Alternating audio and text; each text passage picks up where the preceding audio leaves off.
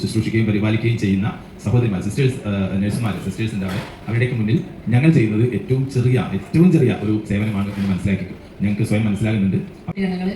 അതുപോലെ തന്നെ നമ്മുടെ അച്ഛൻ, അതിലുപരി സ്നേഹം നിറഞ്ഞ ഞങ്ങളുടെ അച്ഛനമ്മമാരെ ഒരിക്കൽ കൂടി നിങ്ങളെ കാണാനുള്ള അവസരം ഞങ്ങൾക്കുണ്ടായി.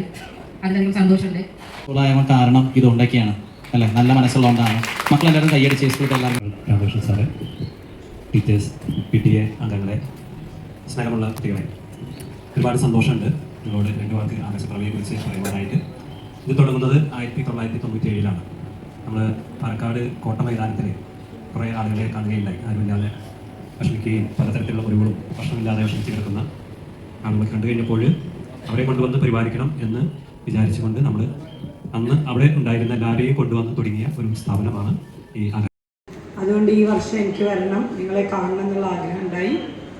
ഞങ്ങളുടെ കുട്ടികൾ, സ്കൂളിലെ എല്ലാ കുട്ടികളും കൂടി ശേഖരിച്ച നിങ്ങൾക്ക് നിത്യം ഉപയോഗിക്കേണ്ട ചില വസ്തുക്കൾ അവർ തന്നെ പാക്ക് ചെയ്ത് നിങ്ങൾക്ക് ഏൽപ്പിക്കുക എന്ന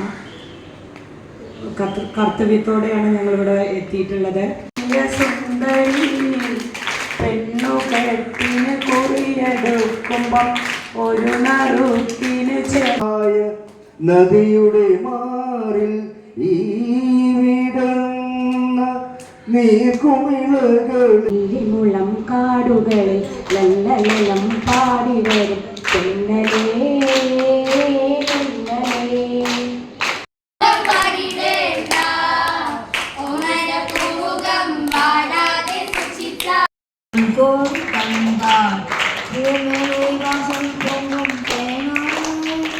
കന്മകൾ വന്നാൽ കനിയോറും നിന്നാൽ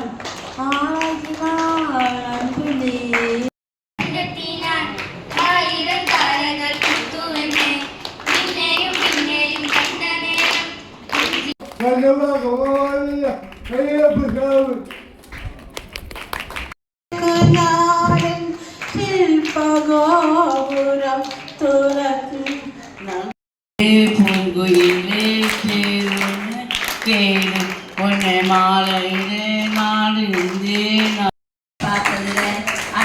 அஞ்சு திட்டங்களை உங்கள் பக்கத்தில் வந்து நின்னால் என்று சொன்னாலும் ஓடும் பக்கத்தில் கண்ணை கலை